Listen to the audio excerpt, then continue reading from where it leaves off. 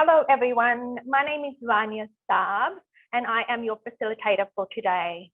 I am a lawyer with Your Story Disability Legal Support, which is a national service that gives free legal advice and support to people who want to share their story with the Disability Royal Commission. I am also a person with lived experience of disability and carer to 2 young children with a disability. I'd like to start by acknowledging the Gadigal people of the Eora Nation and pay my respect to elders past, present and emerging. This is and always will be Aboriginal land. Today's webinar is about COVID-19. The Disability Royal Commission recently released a statement of ongoing concern following reports of the significant impact of the Omicron wave of the COVID-19 pandemic is having on people with disabilities. The Disability Royal Commission have indicated that they will be releasing an issues paper this month, which will provide an overview of a number of significant areas of concern. We have 2 guest speakers today, Dr. Kirsten Harley, who is a person with disability and a Your Story Advisory Group member.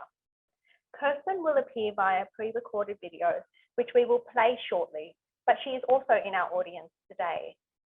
Our second guest is lawyer and carer Ruth Pilkinton, who is on screen with me now.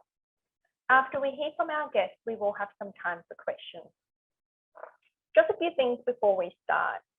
This webinar is being recorded and live streamed to the Your Story Disability Legal Support Facebook page. Auslan interpreting and live captions are available.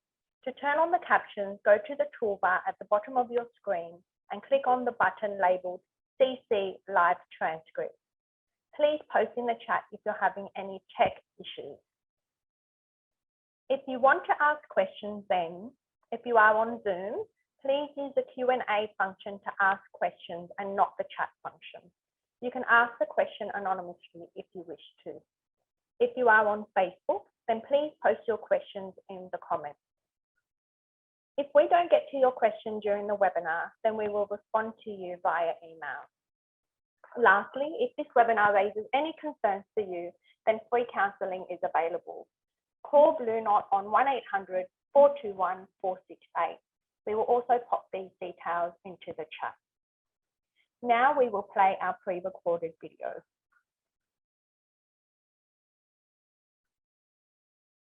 Our first speaker is Dr. Kirsten Harley, who is joined by her sister Sonia and her carer Catherine.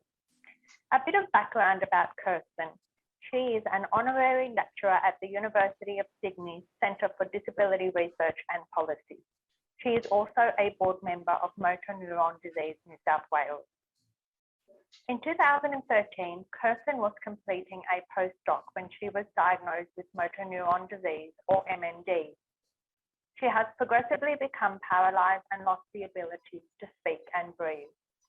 She uses a neuronode to communicate and a ventilator, with a team of carers providing round-the-clock care.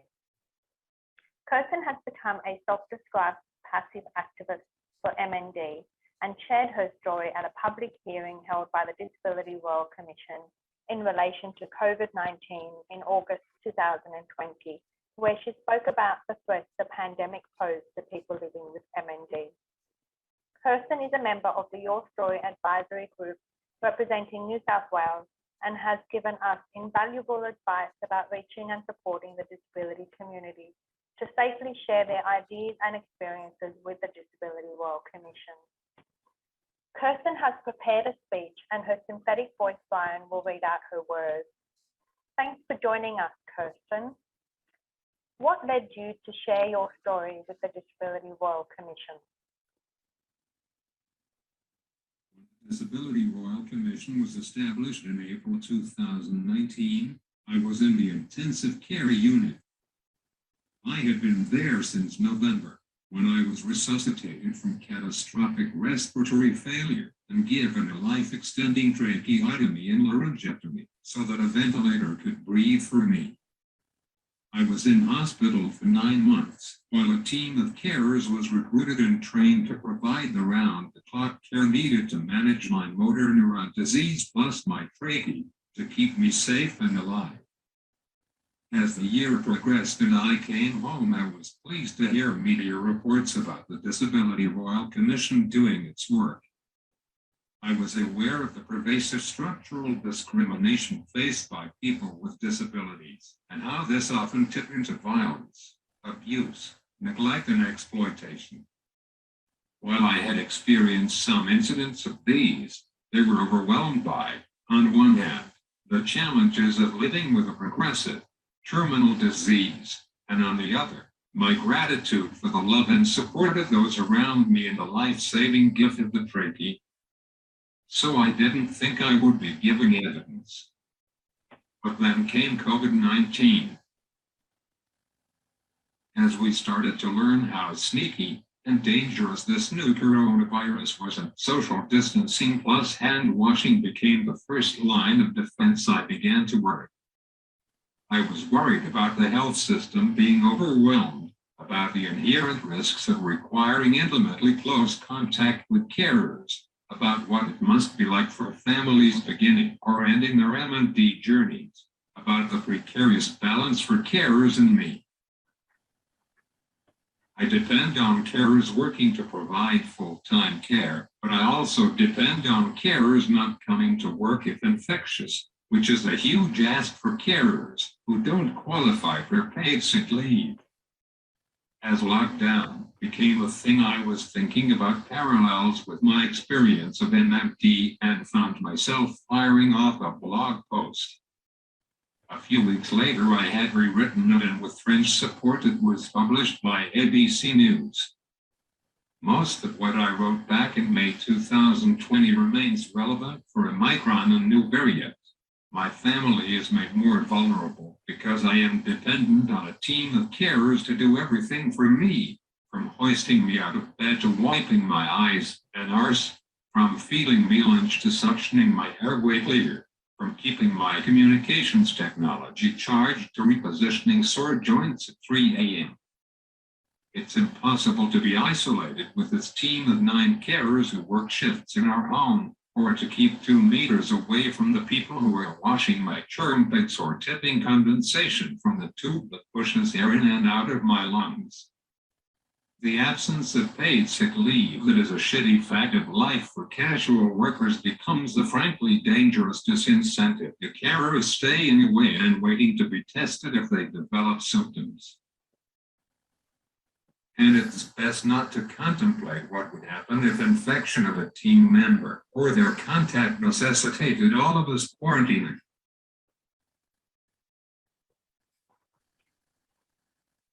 What was your experience taking part in the Royal Commission, Kirsten? I was contacted by a lawyer working for the Disability Royal Commission who had found my article. She had told me about the upcoming public hearing about COVID and invited me to share my story. All the staff were really helpful, writing questions to guide my statement and understanding of the time required to type my responses using my NeuroNode and phone. We pre-recorded my statement over Zoom.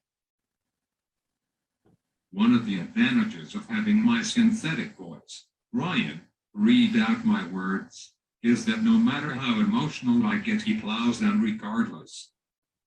It felt validating to have my good and bad experiences and fears included in the national conversation and inform the work of the Royal Commission. I am glad that there are different ways of contributing stories and legal protection and support available. Absolutely. What's happened since? How have you been impacted by Omicron?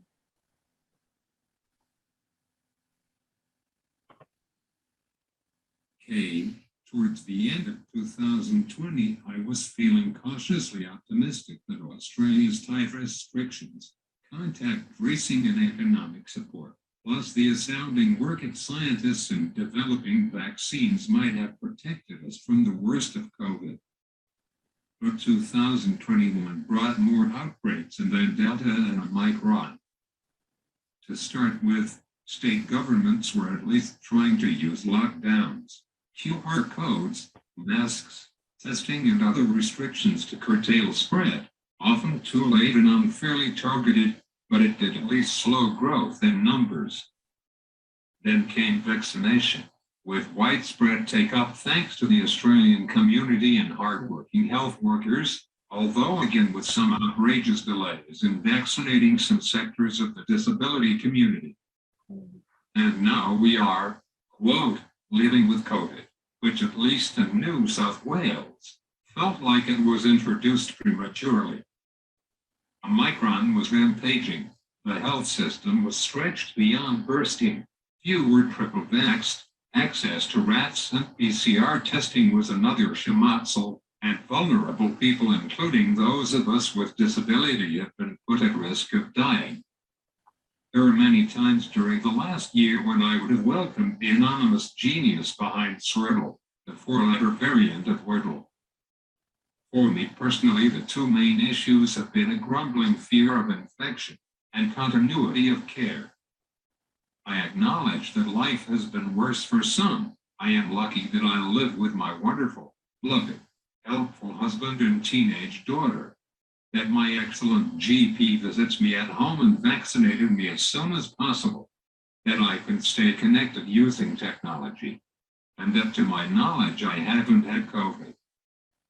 Having 4 carers per day, plus our family of 3 in our home, increases our risk of exposure. Denzel and Kimmy have both had stints stuck in their rooms, and some of my carers have been fastidious about getting tested and isolated. As restrictions ease, my dozen or so carers carried traces of not only their families and other workplaces, but also encounters in the wider free-for-all world. And in the past couple of months, most of my carers have had to isolate either because they have had symptoms, tested positive, or close contact. While getting seriously sick with COVID would be a disaster, the scarier scenario is what would happen if my carers were unable to look after me. Of course, care exposure also puts strain on the team and me, affecting carers and people with disability across the community. Many carers have been working hard for over 2 years now, and in recent weeks, some of my carers have had to work triple shifts with me or other clients, needing to be alert and active for over 24 hours in a row. It's also stressful for me when carers have to cancel. For example, I'm writing this in bed 4 hours after I normally get up, which means I can't eat, drink, have my mess or toilet because multiple carers are sick or isolated. We have finally found someone to help get me onto the commode in about half an hour. I know COVID has exacerbated such problems for many, and worse for those denied care while isolating. For the MND community, the overstretched health system and legitimate fear of interacting with it has resulted in delayed diagnoses. And the demand for COVID-related respiratory care and equipment has had tragic consequences for many with MND. Kirsten, I think it's so important that you've highlighted these difficulties because I think a lot of people, I guess, don't realize that these are the real challenges faced by people with disability during the pandemic. Can you tell us how you have managed and what your tips for resilience during the pandemic are?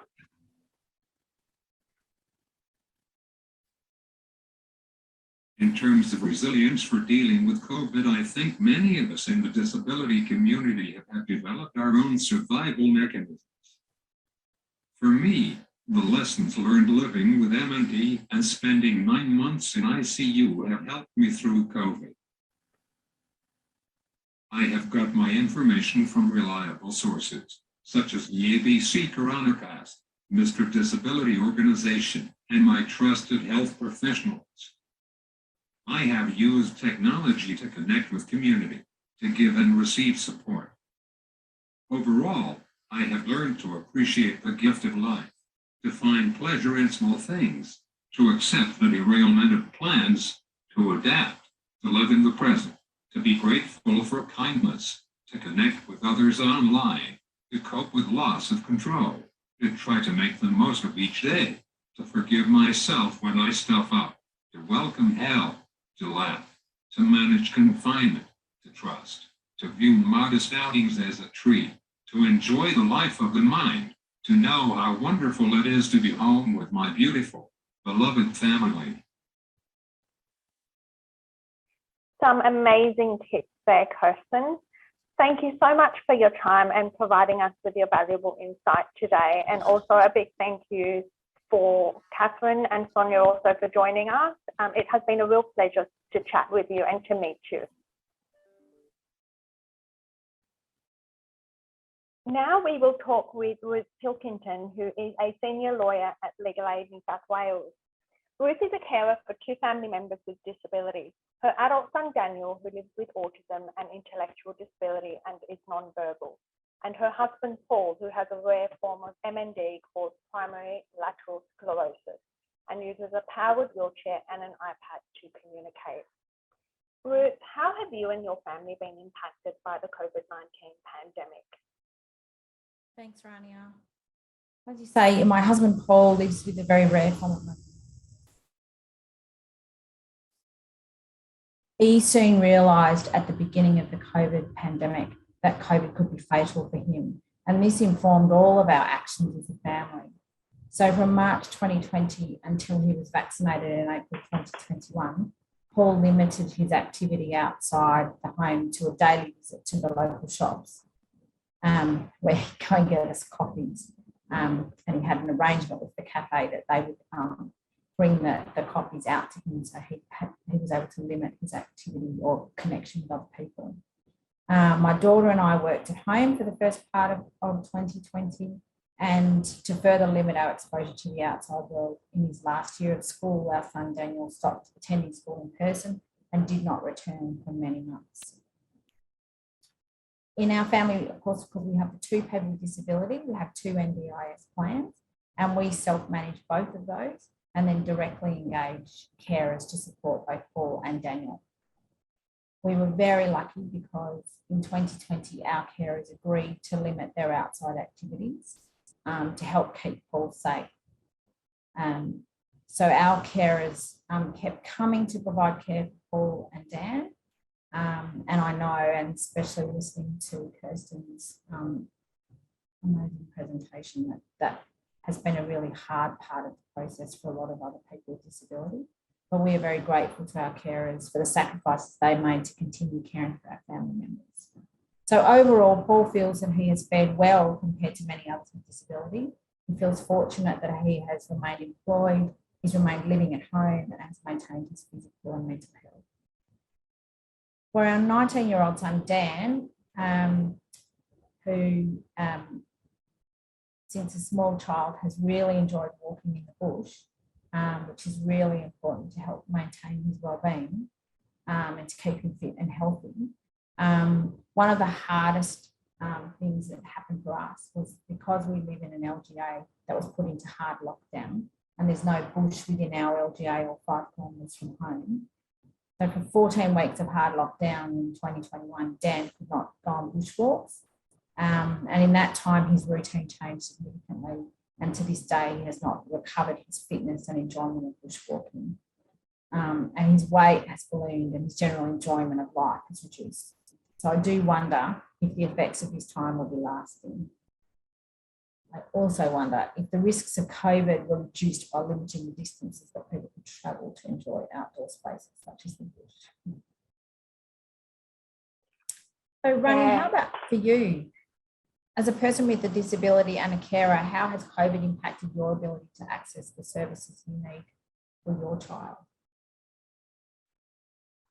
So Ruth, when my daughter was 1, which was just about 3 months before, I guess, COVID came onto the scene, we realised that there was something amiss with her development. And so actually the doctors were considering whether she had muscular dystrophy. So for that first year during lockdown, while we were doing those medical tests, you know, we were engaged in quite strenuous therapy to help her with the gross motor development. And I actually found it really difficult. I mean, as a parent with a young child going through that diagnostic pathway and worrying about her health and I guess whether she would have a life-limiting disability or not. But given that I'm hard of hearing, it was really difficult for me to engage with doctors and therapists because masks are not clear. So, you know, I guess we wouldn't be having this conversation if I guess we had masks that were clear. But because I couldn't lip read, it really became a bit challenging challenge for me to be able to continue being her primary carer and to, you know, have those access to services for her where I could actually understand what the doctors and the therapists were telling me. And I found that really, and I still find that really challenging, you know, over the last couple of years with all of the therapy appointments that we have and all the doctor's appointments that we have. I respect people's rights. If people don't want to remove their mask, I completely respect that. I don't expect people to remove their mask to communicate with me, but it is an additional challenge that we have. Quite often I have to ask my husband to come with me because he needs to translate for me. If my husband's not with me and I have all the kids with me and I've popped down to do, you know, a COVID test for my kids, which happened last month because my husband did get COVID, I have to actually rely on my 8-year-old daughter to actually translate for me if I can't hear what people are saying. So it's really quite difficult because it adds that extra layer of not just complexity, but also, you know, given that I'm her primary carer and I'm her mother, you know, I shouldn't have to shift that role onto someone else just because I can't get the access that I need to be able to engage in those therapies and those appointments on her behalf. Now, Ruth, I know that you've spoken about the efforts your family takes to remain positive. Have COVID times brought any unexpected benefits for you? Yeah, they actually have. I've been pleased that I've been around Daniel more and I've had the opportunity to observe him a bit more, and therefore I feel like I understand his current needs better. Also, while I'm working from home, I can hear him from the other end of the house expressing distress through his vocalisations, and I've been able to leave my home office and quickly reassure him at times, and sometimes provide a little bit of guidance to carers who might not understand what Daniel's trying to express at that time as easily as I do. And for me personally, I've started training outside with a personal trainer during COVID, something which I've been able to maintain over all the lockdowns. And this has been really important, both for me physically and for my mental health. And I think too that life's been a little less complicated, and I've come to know what is really important in life and my boundaries are. And what about for you, Rania? Have there been any silver linings in COVID? Yeah, absolutely, Ruth. I completely resonate with your statement about having a less complicated life and having more quality time with the people that I love. And one of the things that happened in the first lockdown, you know, when I was not yet back at work, was that because all of my daughter's therapies moved to online, previous to that, she was having in-person physiotherapy sessions, which she absolutely hated. And she would cry throughout the sessions, and it was really difficult to engage her. But once we moved to online and I had to be her in-person physio because the physio was on the screen, I found that she actually started to engage with it and that she actually started to progress. And it was really amazing because, of course, I was also getting the knowledge that I needed to be able to provide her with that physio through play on a daily basis.